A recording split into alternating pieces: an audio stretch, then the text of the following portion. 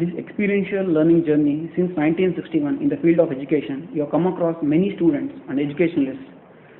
So, what is that interesting thing you found in this particular education field? I feel giving education to the youth of this country is a tremendous, from a no production, he becomes a powerhouse of production once you get the right education. Yes, sir. So from a useless person, he becomes useful to the society. So I would like to see that as many scholarships are given based on merit cum means, and more students are able to go through the universities. Okay, sir. And they are able to get the good education and they become pillars to the society. Thank you, sir. What is the unique strength you identified in yourself that made you enter this particular field? I don't have any particular strength, but my strength is my friends and people who work for me. They are collectively, and I don't, I am straightforward. Yes, sir. If they give 100% loyalty to the organization, if they work, I am happy. Okay, sir. What is the role of your father? My father was an unusual person. He was at least 50 years ahead of his time. Yes, sir. He started many institutions like Syndicate Bank. Yes, sir. And there was also an insurance company in Udupi. At the time of nationalization in '56, that was the biggest in the whole of Karnataka, Canara Mutual. So the government decided to have a divisional office of in Udupi and not in Mangalore or anywhere. Okay. There was in Karnataka, in Bangalore and Udupi were the two divisional offices. Okay. What did you find in your father such a unique and he is into multi-disciplines, multi-domain, like he has worked in different fields. What is the unique thing you have identified in your father that you have inherited? He was basically, I don't think I have inherited anything except the straightforwardness and honesty. Yes, sir. But basically my father was a builder of institutions. He started one of the leading banks in the country, Syndicate Bank, Yes. and he started and also laid the foundation for a university, which today we are running. Yes, sir.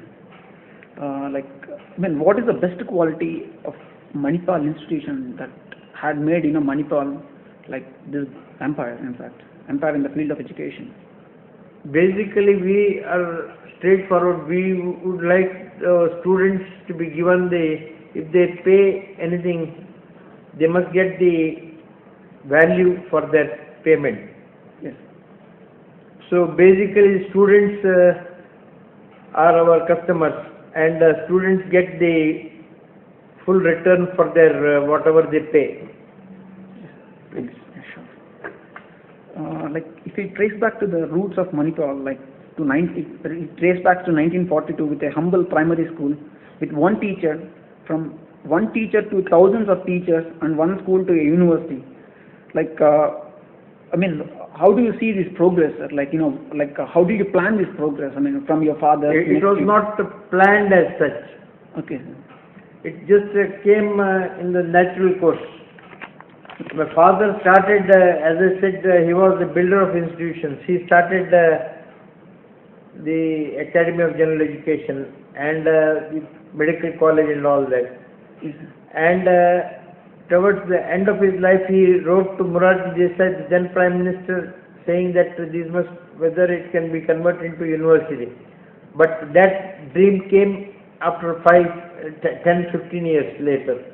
In 93 only. He died in 79. 93 we became a university. I followed it up and we were able to get a university status. That's great. There were tough times for the Kasturibai Medical College, where the Indian Medical Council recommended to Union Health Ministry to de-recognize the college. So how did you overcome such a pressure? Basically, he was a corrupt president. Yes, sir. And I had on 2 occasions met the Prime Minister of the country, primarily to complain against him. And finally we got relief through the court. Oh. Courts gave a saying that you can't derecognize. And he sent the letter to the American accrediting agency like USMLE. Okay. And when many of our students called me from America, they couldn't appear for the examination. Then I talked to the president of USMLE, and he said that the medical council has recommended your college, but I said they are only recommending body. Is a corrupt president is there. So then finally they said, could you send a letter to that effect? Then I got the health ministry, health secretary gave a letter saying that final body is the government, and medical council is only recommendatory, and they still consider Kasturba Medical College as recognized. So with that letter from the health ministry, all our students in America were able to appear for the examination, and then there was no problem. Then after a couple of years, the fellow itself was thrown out, and his degrees are removed. Oh, that's really great achievement, sir. Like, in fact, how do you feel like like a college, a institution like Manipal was able to resist this particular opposition and was able to get through? What about the small colleges, if they come up with a good standards? So if Indian Council of Medical Council opposes like this, what exactly basically, if you are straightforward and if you follow the state policies, nothing can be done. I mean, initially, for example, indirectly I got a message saying that at least you can give a doctorate to him, if not medical seats or money.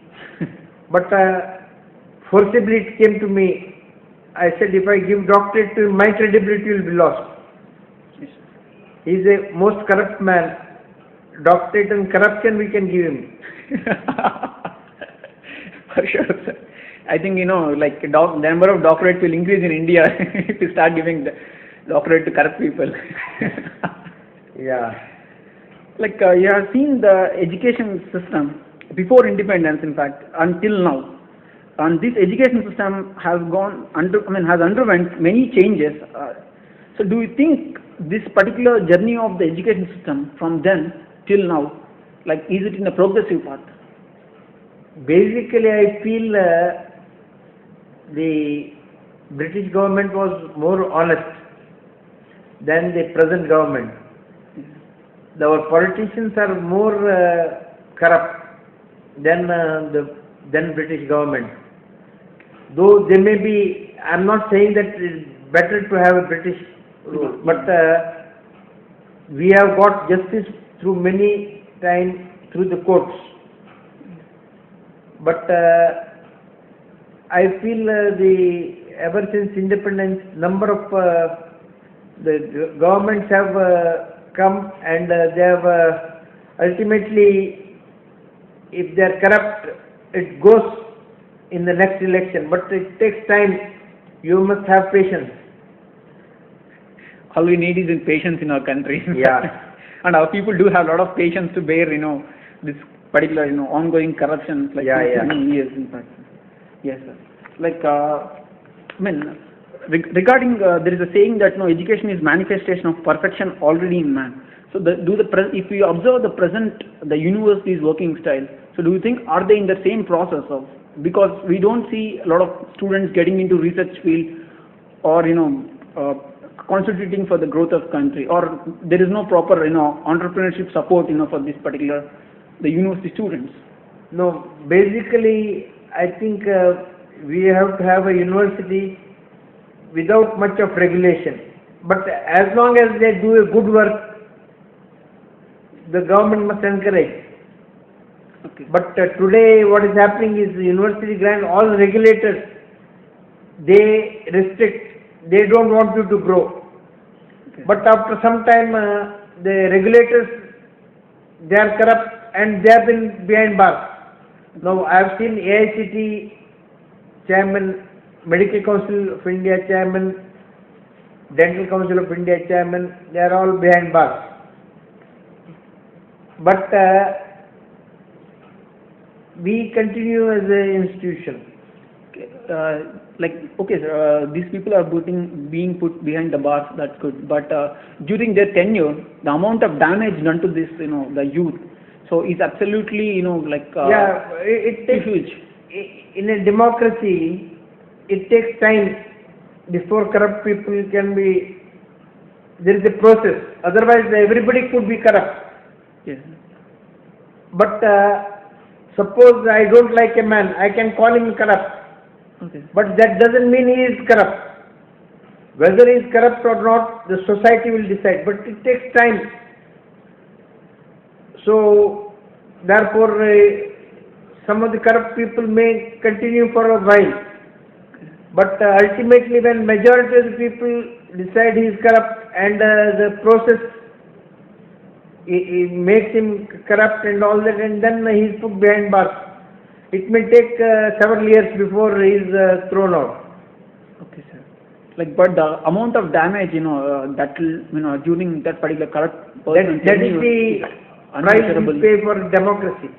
In a democracy, yes, suppose there is a corrupt government, it takes 5 years before it is thrown out.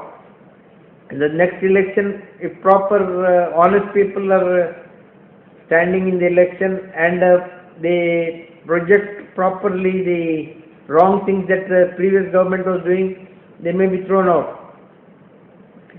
But this is a price we pay for democracy. Yes, sir. Regarding many universities in the West, especially in the West, we see many universities are contributing to are serving as a resource for the government in improving the country's status. But whereas in India, we have failed to tap the potential of the university research or university students, which will mostly solve all the problems in the country. What measures we can take regarding these particular issues? No, it is up to the government to contact the universities and get the resources. Universities are willing to cooperate fully with the government. So it is up to the government to take the advice of the universities. Whether all the universities are capable of giving the right advice, we don't know. But at least there are some who may be able to give the right advice. And the government must go on asking for that. Yeah, how do you see there is a huge gap created between the university research and the social problems. Irrespective of the government, how we can bridge this particular gap? The universities must take all relevant issues which is pertaining to the society, then it is okay. But if they take remote ideas which are not applicable, so then it is of no relevance to the local problem. So they must take a local problem and how to solve that problem. They must identify that. And if they take the right research, then it will be viable. Yeah. Can we know the role of Manipal in particular in this process? Can we know the few achievements of Manipal University in this process? There are many achievements in fact, but I just like to know. Basically, we are trying to give reasonably good education. See, for example, even though government is running so many quality institutions like IIMs, IITs and all that, but really a poor person, though they are spending crores of rupees, and really it is people who go to them are rich people only. Yes. Because what is happening is the rich person spends 2 to 3 years, lakhs of rupees in quota to how to pass an examination. Yes. And then he appears for the competitive test and gets a very good rank. and he is admitted to the government college as a poor person, and the poor taxpayer of this country who has not even seen the university, he is through his indirect taxes like excise duty and all that, he is paying for his education. And he gets educated and then he goes to America.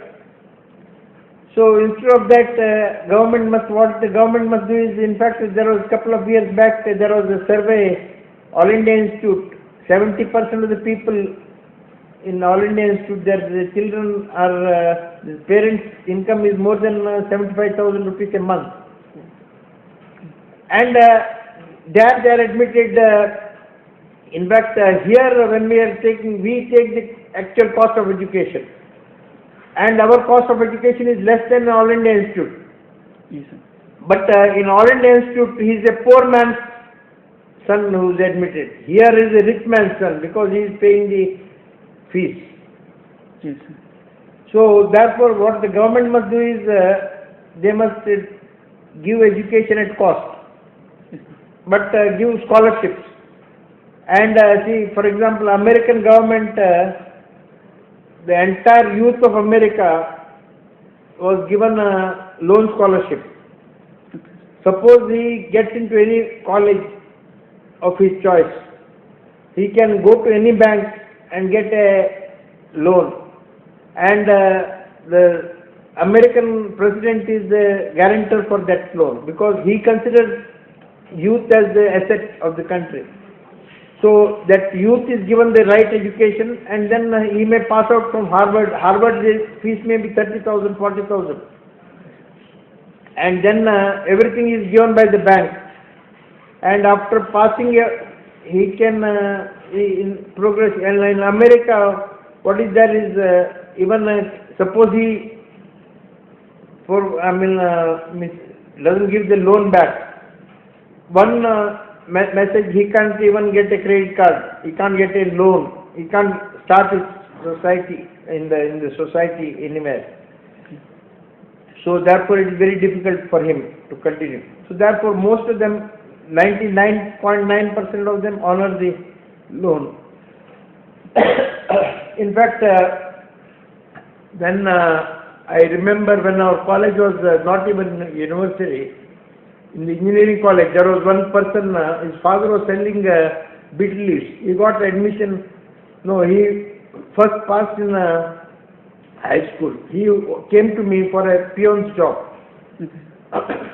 So then the headmaster came to me saying that we have a brilliant student, he has got 98% marks, and he is, will you give him a... I said instead of a peon job, I would rather help him in the scholarship in the MGM college, and we gave him a scholarship, and he continued. At the end of this thing, he asked for a clerical job.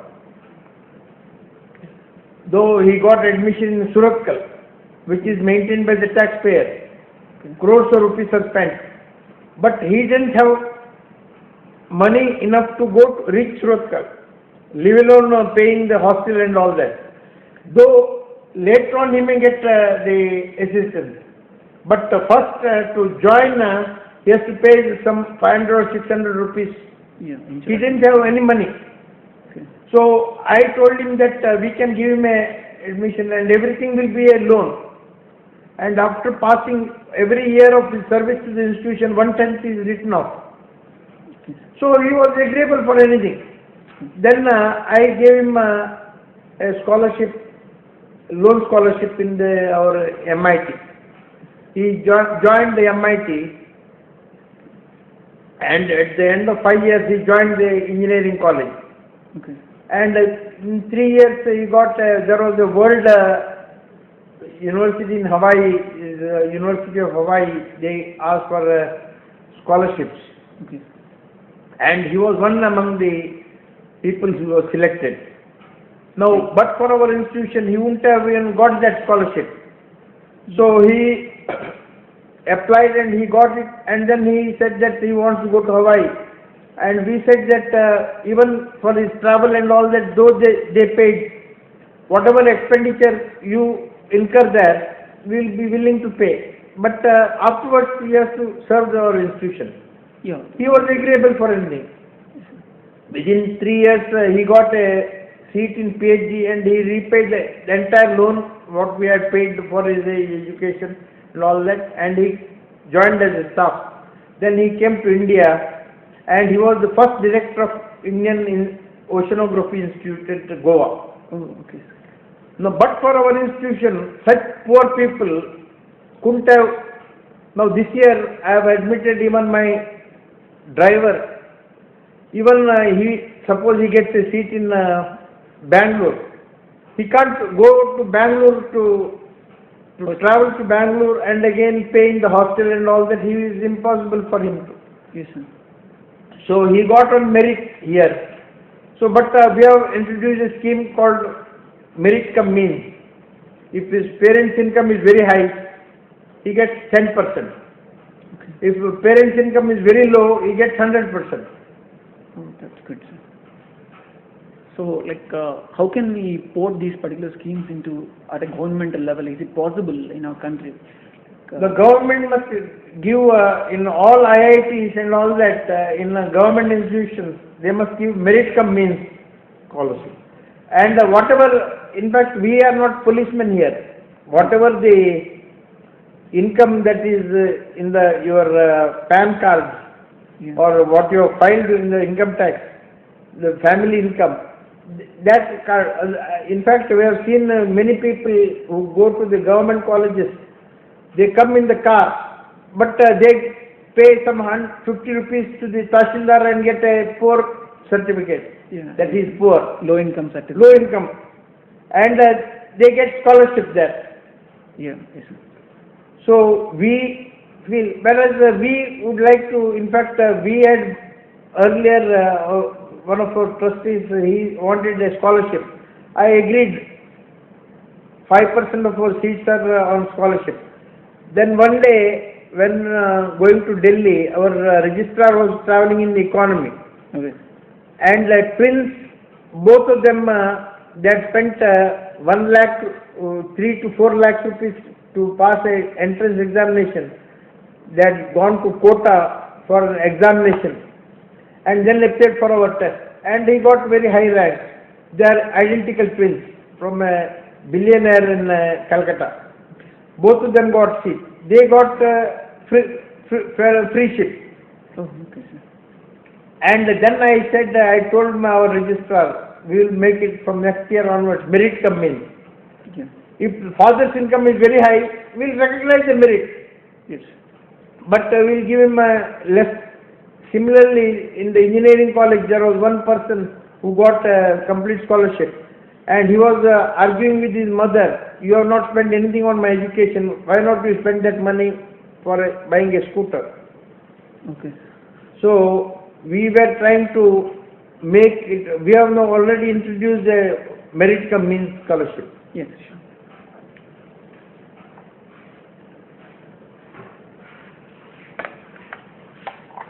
Especially tapping the energy of tapping the energy of the institutional research. So to serve the social problems, how far do you think in your country we have progressed in that process? No, at present we have not progressed at all in that area. Many of the universities are not taking relevant problems which are required to be solved. And the government also doesn't look towards the universities for taking the various problems. So therefore, the government, both sides are at fault. Okay. The universities must take the topical problems which is currently bothering them, the society, and the government must take the universities as a resource for the country and utilize that whatever the research comes out of that.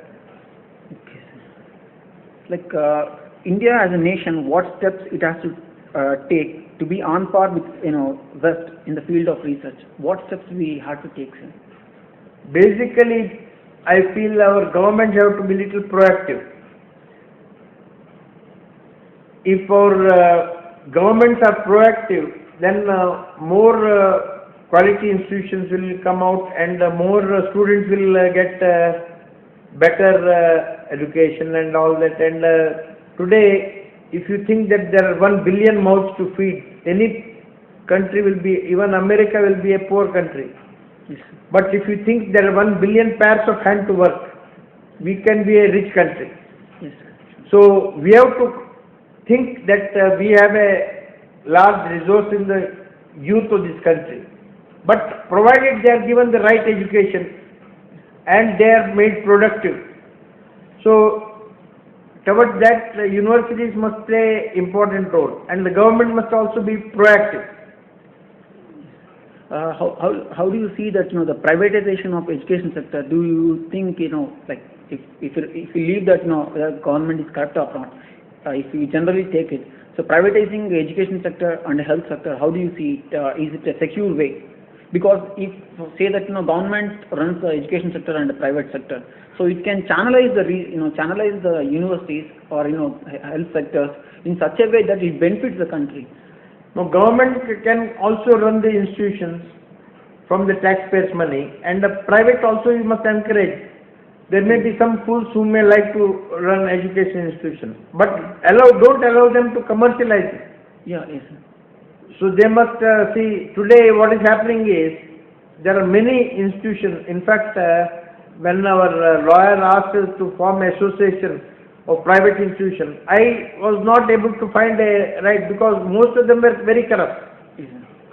So today, somebody who was convicted in Madhya Pradesh, a contractor, he has become an educationist in Bangalore. It's very pathetic. And somebody industrialist who has failed as an industrialist, he has become an educationist. And our government of Karnataka is honoring him with the Rashtra Prashasti or whatever. My goodness. Like one more thing is, especially the main intention of education is to carry on the culture and heritage of the country to the future generations. So do you think the present education system, are we in that process? Because we see a lot of cultural degradation happening so far. Yeah, no, we are not in that process, but the government must encourage more and more freedom in the education field, and they must not have strict regulations. Okay. And they must encourage more private institutions also to come up. If they are doing the right thing, they must not come unnecessarily in the way of their progress. Okay, sir. How do you see like Manipal University progress in this particular process of promoting giving the education which exactly carry on the culture and heritage of the country to the future generations? Basically, we are trying to follow the line of least resistance, and whatever the student wants, we give them the education, and he is able to face the life. And I feel most of the time it's the government which is hindering the progress of the institution. Okay. So there is no proper freedom for the private institutions also to do. So what reforms can we take? When can we suggest to government, at what levels you have to let free and what levels you have to tighten up the. See, private also, the agencies, they have to have certain norms, rules and regulations, but at the same time they must not be anti-growth. You must allow freedom to grow, but at the same time he must not exploit the society. Yes. The private agencies. See, there must be some sort of a self-controlled discipline among the private agencies also. So that maximum exploitation can be stopped. Yeah. Coming to the part of FDI, allowing the government has allowed 47% in the defense sector FDI and 100% telecommunication. So do you consider it as a kind of a national security threat, allowing 47% of FDI into defense? There is nothing wrong, because see, why should you consider only government as a sacred government with the corruption? It can be equally bad. But allowing the foreign companies enter into our own, like especially defense, which is absolutely should be a kind of closed loop, because security should be like Yeah, I something agree. like that. I agree with you.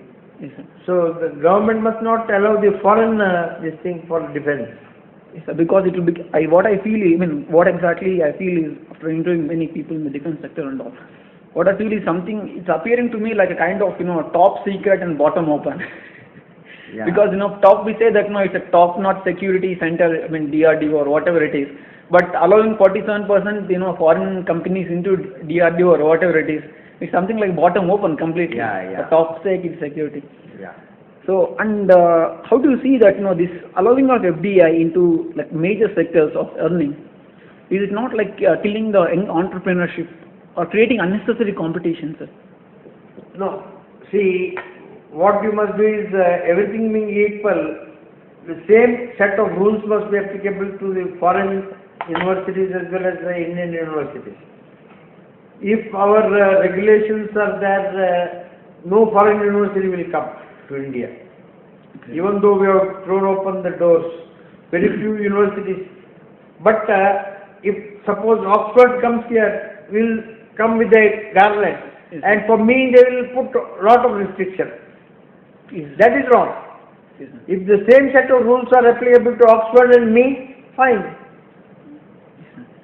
Is it not like killing the opportunities of the the local, the indigenous entrepreneurs? No, therefore they must have the same set of rules. So they must not discriminate. That can solve the problems. Yeah. Okay, but like when if you take institutions like big institutions like Oxford, they come up with a huge funding. So and these people coming with a huge funding, are they not creating some unnecessary competition which may not be required? Say like Manipal is there, it can serve the purpose of a country. So bringing Oxford into here. No, but if Oxford comes and if they are put into same regulation environment and UGC is controlling their growth and all that, Oxford will say go to hell. They will not come.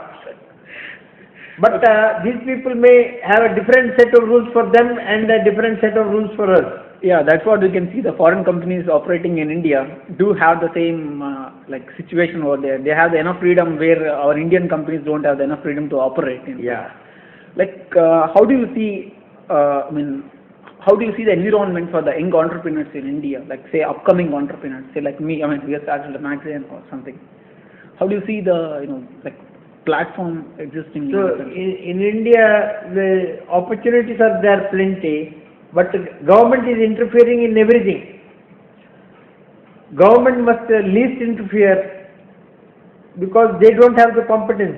I personally feel. Yes.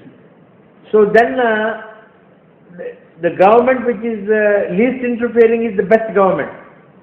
Yes. But here government would like to do in every field they would like to put their hands. And then they pay miserably, and there is corruption. Yeah, like we can see that. Recent statistics when I checked it in the internet, for the startup companies, for the startups basically, Bangalore is rated as the 4th city in complete world, sir. So when such is the case in our country, like Bangalore stood as the 4th place, for startups. In such case, why we cannot see many people progressing, in fact, from the startups to the, such a big, visionary level? No, primarily because the government interference. Government doesn't allow people to grow. In fact, if Infosys has grown, when the government was sleeping at night, they were doing business with America and all that. Government didn't know anything. And Krishna was named as a telecom genius. Though Krishna didn't know. Under his own eyes, these Infosys and Wipro, they grew. Okay. So do you think like all the present entrepreneurs have to do the same thing, put the government to sleep and If the government interferes least, people will grow automatically. Okay, sir. In this context, can you share your small message to the young entrepreneurs? I feel you have a great opportunity to come up in life. Do a honest work, and see that other fellow citizens are benefited by your work, Yes, and do whatever is straightforward and honest. You will succeed. so can you tell in what are the qualities a entrepreneur has to have, like to progress? Like say your father, great father had, such a qualities, so he came up to this level. Then made this empire totally. So what exactly the qualities do you feel? One is the honesty and straightforwardness. Whatever you say, you must do. And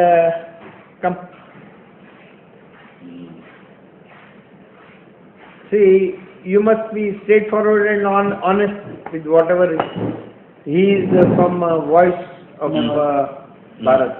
I'm Mr. Pallab. I'm Is good my friend pro of, Chancellor of the university. yeah. Basically, if you are honest and doing a straightforward work, it must benefit the fellow citizens. It will be okay.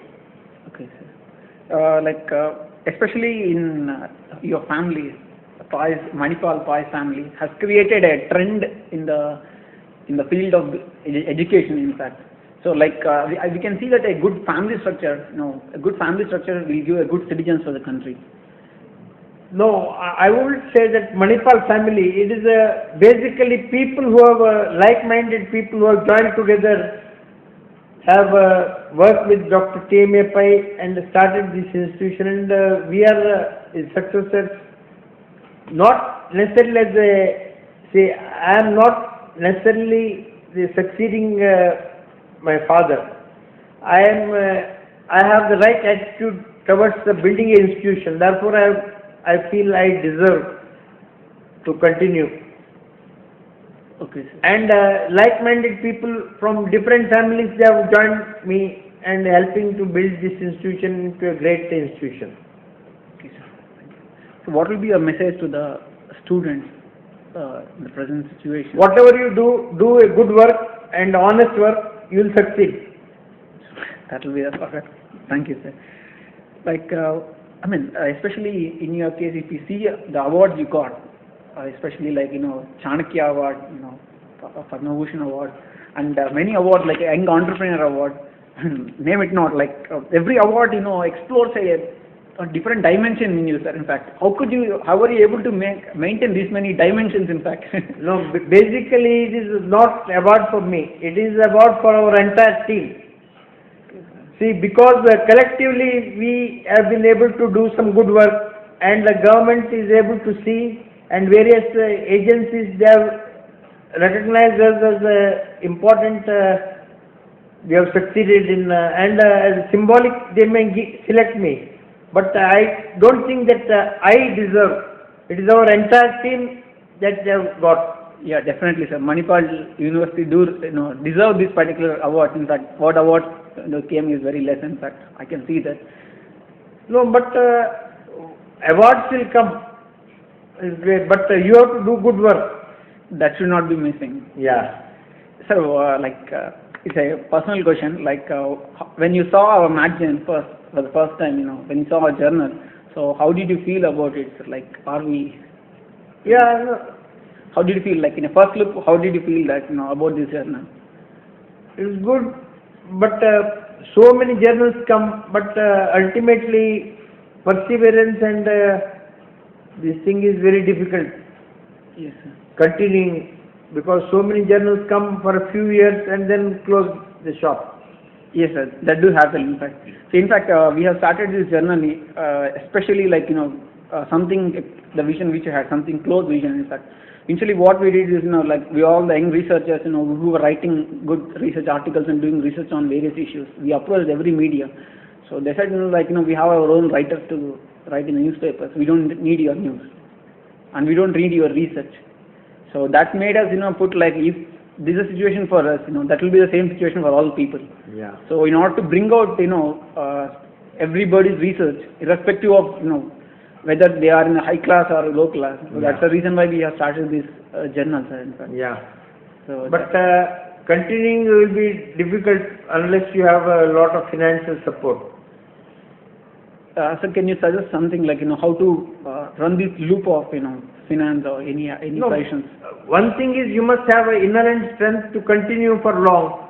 Then automatically things, see, you must not go for advertisements and all that. Automatically people must feel that it is worth advertising in your this thing. Yes, sir. Then people will come to you.